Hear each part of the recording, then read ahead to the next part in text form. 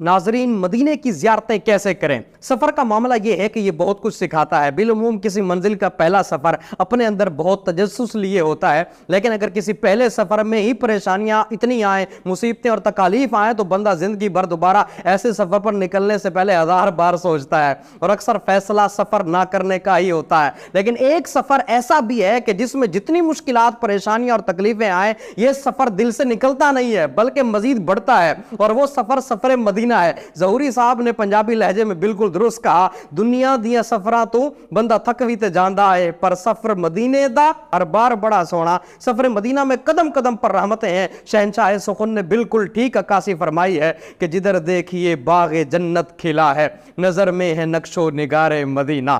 اللہ اکبر۔ ناظرین، واقعی مدینہ پاک میں جہاں جائیں یوں لگتا ہے جیسے یا تو جنت کا باغ کھلا ہوا ہے یا جنت کا باب کھلا ہوا ہے۔ کیوں نہ ہو کہ ہمارے آقا نبی پاک صلی اللہ علیہ وآلہ وسلم نے 10 سال تک اپنی سانسوں کی خوشبوؤں سے یہاں کی فضاؤں اور ہواؤں کو مہکایا ہے۔ اللہ کریم ہمیں بار بار مدینہ لے جائے، بار بار وہاں کے جلوے دکھائے، آمین۔ مدینہ شریف میں برکتیں بھی ہیں اور زیارت گاہیں بھی ہیں، لیکن عدم معلومات اور بدلتے زمانوں نے بہت کچھ ہماری نظروں سے اوجھل کر دیا ہے۔ آج میں آپ کو بتاتا ہوں کہ مدینے جا کر آپ نے زیارات کیسے کرنی ہے اور شروع کہاں سے کرنی ہے۔ یہ بڑا مسئلہ ہوتا ہے۔ مدینہ منورہ میں سب سے پہلے آپ مسجد نبوی جائیں۔ مسجد نبوی اور اس کے دامن میں روضہ رسول جو ہر آنکھ کا نور اور ہر دل کا سرور ہے، پھر ریاض الجنہ ہے، اصحاب صفا کا چبوترا ہے۔ باب جبرائیل سے داخل ہو تو کچھ قدم چلنے کے بعد سیدھے ہاتھ کی جانب جو ہے وہ صفا شریف اپنے جلوے لٹا رہا ہے۔ یہی وہ مقام ہے جہاں فقراء، مہاجرین، صحابہ کرام کا ایک گروہ اسلامی تعلیم کے حصول کی خاطر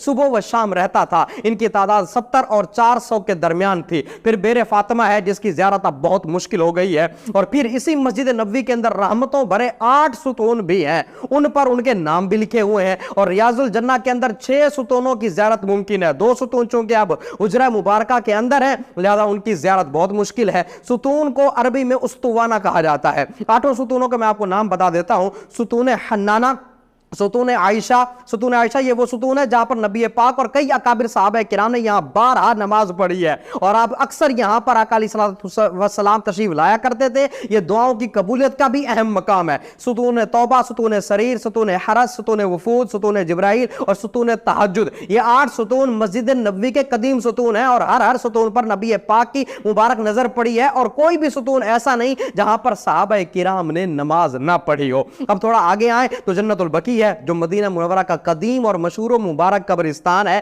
اس کی زیارت آپ باہر سے ہی کریں، اندر کی طرف جو ہے وہ آپ نہ جائیں۔ پھر مسجد نبوی سے آپ باہر نکلیں تو آپ کو مسجد غمامہ نظر آئے گی، جہاں پر نبی پاک صلی اللہ علیہ وآلہ وسلم نے 2 ہجری میں پہلی بار عید الفطر اور عید الاضحیٰ کی نماز جو ہے وہ ادا فرمائی تھی، اور یہاں پر بارش کی دعا کی تھی، اس لیے اس کو غمامہ یعنی بادل والی مسجد کہا جاتا ہے۔ اس کے قریب 3 مساجد ہیں۔ مسجد ابو بکر صدیق، یہ مسجد بھی ان مبارک جگہوں میں شمار ہوتی ہے جہاں نبی پاک نے نماز ادا کی تھی۔ یہ مسجد غمامہ سے 40 میٹر کے فاصلے پر موجود ہے۔ اسے مسجد ابو بکر صدیق اس لیے کہا جاتا ہے کہ حضرت ابو بکر صدیق نے اپنے دور خلافت میں یہاں پر نماز عید ادا کی تھی۔ اس کے ساتھ مسجد عمر، یہ بھی مسجد غمامہ سے 33 میٹر دور ہے۔ پھر مسجد علی، یہ مسجد بھی ان مبارک جگہوں میں شمار ہوتی ہے جہاں نبی پاک نے نماز ادا کی تھی۔ یہ مسجد غمامہ سے 122 میٹر کے فاصلے پر ہے۔ اسے مسجد علی اس لیے کہا جاتا ہے کہ انہوں نے یہاں نماز عید پڑھائی تھی جب حضرت عثمان رضی اللہ تعالیٰ عنہ محظور تھے۔ اب اسی روڈ سے آگے آئیں تو ایک مقام آتا ہے جہاں حضرت عثمان غنی رضی اللہ تعالیٰ عنہ کا گھر تھا۔ آج یہاں پر مسجد ذو النورین بنی ہوئی ہے۔ بتایا یہ جاتا ہے کہ یہ وہ جگہ ہے جہاں آپ کو شہید کیا گیا تھا۔ اس سے آگے سیدھا آئیں تو الٹے ہاتھ پر آپ کو بیر غرس نظر آئے گا۔ یہ وہ مبارک کنواں ہے جس سے نبی پاک نے وضو فرمایا اور اس کا پانی پیا بھی ہے، اور اس میں اپنا لعاب دہن اور شہد بھی اس میں ڈالا ہے۔ اس سے آگے جائیں تو پھر بیر فقیر آتا ہے جس میں نبی کریم صلی اللہ علیہ وآلہ وسلم کے دراز گوش یافور نے چھلانگ لگا کر اپنی جان دے دی تھی، اور اس کے ساتھ امام زین العابدین رضی اللہ تعالیٰ عنہ کا گھر تھا، یا جائے عبادت کہہ لیں، جہاں پر واقعہ کربلا کے بعد آپ عبادت میں مصروف رہے۔ آج اس مقام پر سفید رنگ کی بلڈنگ بنی ہوئی ہے۔ اس کے قریب ایک گھر ہے جس کے متعلق بتایا جاتا ہے کہ اس میں سیدہ فاطمہ الزہرا رضی اللہ تعالیٰ عنہ جو ہے وہ تشریف لائی تھی۔ اب اس کے ساتھ جو ہے حضرت سلمان فارسی رضی اللہ تعالیٰ عنہ کا باغ ہے جس میں نبی پاک نے اپنے دست اقدس سے کھجوروں کے درخت لگائے تھے۔ اس کے قریب خاک شفا والی وادی ہے جس کو وادی یہ बतहान कहा जाता है। यहाँ की मिट्टी को बिलखुसूस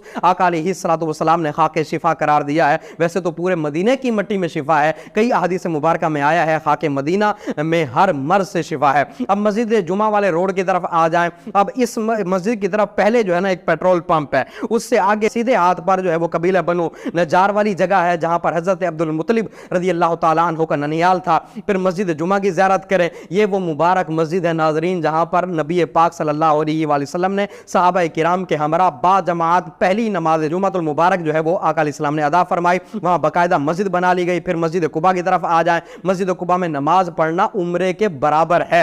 मस्जिद कुबा के अंदर पहला गोल दायरा जहां पर आका अलैहिस्सलातु वस्सलाम की ऊंटनी कस्बा बैठी थी, इसके करीब हजरत कुलसूम बिन हदम का घर था। ये वो खुश नसीब मदीने के रहने वाले अंसारी हैं कि नबी पाक सल्लल्लाहु अलैहि वसल्लम जब हिजरत फरमाकर कुबा में तशरीफ लाए तो सबसे पहले इन्हीं के मकान को जो है वो शर्फ नुज़ूल बख्शा था और बड़े बड़े मुहाजिरीन सहाबा भी इन्हीं के मकान में ठहरे थे और उन्होंने दोनों आलम के मेज़बान को अपने घर में मेहमान बनाकर ऐसी मेज़बानी और मेहमान नवाजी की कि क़यामत तक तारीख़ रिसालत के सफ़हात पर इनका नाम नामी सितारों की तरह चमकता रहेगा। अब मस्जिद मुनीफ की तरफ आए, उसके साथ बेरे हाजिक है।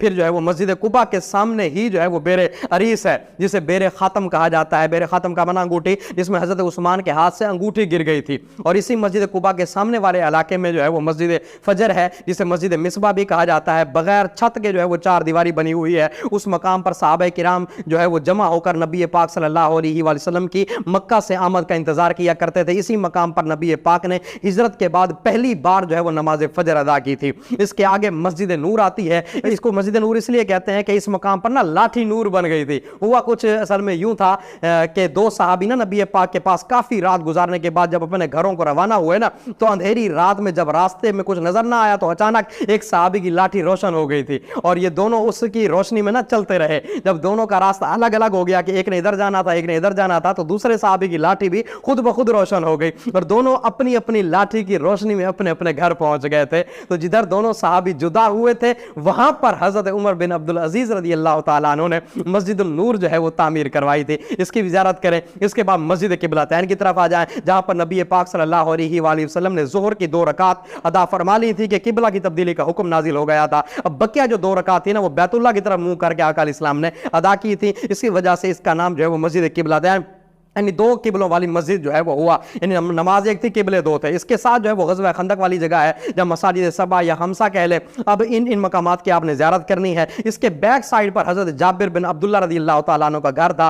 आज उस मकाम पर मस्जिद बनी हराम बनी हुई है। ये मस्जिद हज़रत उमर बिन अब्दुल अजीज़ रज़ी अल्लाह तआला अन्हु ने बनवाई थी, जहाँ नबी पाक सल्लल्लाहु अलैहि वसल्लम का ये अजीम मोअज़्ज़ा रूनुमा हुआ था कि एक बकरी में तकरीबन 1500 सहाबा किराम का जो है वो पेट भर गया था और बाद में नबी पाक ने जो है उसकी हड्डियों को इकट्ठा किया, 10 रखा, कुछ पड़ा तो बकरी जो है वो जिंदा हो गई थी। इसके साथ जबल सलाह है और जबल सलाह के करीब गार सजदा मौजूद। गार सजदा के पास एक पहाड़ी यानी वो मकाम जहां से पानी का चश्मा जारी हुआ था, ये मकाम भी है। इसकी ज़ियारत करें। बेरे उस्मान की तरफ आ जाएं। हजरत उस्मान गनी का वो कुआं जिसे खरीद कर आपने वक्फ कर दिया था, इसकी ज़ियारत करें। इससे आगे हजरत सैयदा फातिमा बिनते हुसैन जिनको फातिमा सुगरा कहा जाता है, इनका घर आता है। इसके आगे जो है वो तुर्की वालों की मस्जिद आती है और उसके दामन में तुर्की वालों का रेलवे स्टेशन भी आता है, इसकी भी ज़ियारत करें। और इस स्टेशन के इहाते में मस्जिद सुकिया मौजूद है और ये मस्जिद सुकिया जो है वो तारीखी मकाम पर बनाई गई थी जहां पर नबी पाक सल्लल्लाहु अलैहि वसल्लम ने किबला रू खड़े होकर अहलियान मदीना के लिए जो है वो खैर व बरकत की दुआ फरमाई थी कि ऐ मालिक करीम, इब्राहिम तेरे बंदे और खलील थे, उन्होंने मक्के वालों के लिए बरकत की दुआ फरमाई की थी और मैं तेरा बंदा और रसूल हूं, तुझसे अहले मदीना के लिए दुआ करता हूं कि इनके लिए अहले मक्का की निस्बत 2 गुना बरकत अता फरमा। अब इसके साथ मस्जिद मीनारतैन है। नबी पाक सल्लल्लाहु अलैहि वसल्लम ने इस मकाम पर नमाज पढ़ी थी। वादी हकीक की तरफ आ जाए तो तकरीबन आधे किलोमीटर के फासले पर पेट्रोल पंप आएगा। इससे थोड़ा सा आगे सीधे हाथ पर एक खुला मैदान है। उसकी बैक साइड पर वो मकाम है जहां सैयदा फातिमा बिनते हुसैन की शादी हुई थी इमाम हसन मुसन्ना से। इमाम हसन के बेटे हैं। ओहद पहाड़ पे फिर आ जाए। ओहद पहाड़ पर बिजारात हैं, जबल रुमात शुहदाए ओहद, हजरत अमीर हमजा और उसके साथ हजरत हंजला जिनको गसीरुल मलाइका कहा जाता है, उनका मजार है। फिर ओहद पहाड़ पर ही 2 गारें हैं। एक वो गार जहां नबी पाक तशरीफ लेकर गए थे और आपका सर अक़दस ऊपर लगा था तो वो जो है जगह नरम हो गई थी, वो पत्थर नरम हो गया था। उसके आगे वो दूसरी गार है जो खुद ब खुद खुल गई थी जब नबी पाक सल्लल्लाहु अलैहि वसल्लम वहां पर तशरीफ ले गए थे। इसी जबल ओहद के दामन में जो है वो शाअब जर्रार کی جانب جو ہے وہ ایک چھوٹی سی مسجد ہے جس کا نام مسجد فصح ہے. یہاں پر نبی پاک نے جو ہے وہ چند نمازیں ادا کی تھیں اور ایک قول کے مطابق ظہر اور عصر کی نمازیں یہاں پر ادا فرمائی تھیں. اور بعض مورخین کے نزدیک غزوہ احد میں آقا علیہ السلام کے زخم مبارک جو ہے وہ یہاں پر دھوئے گئے تھے,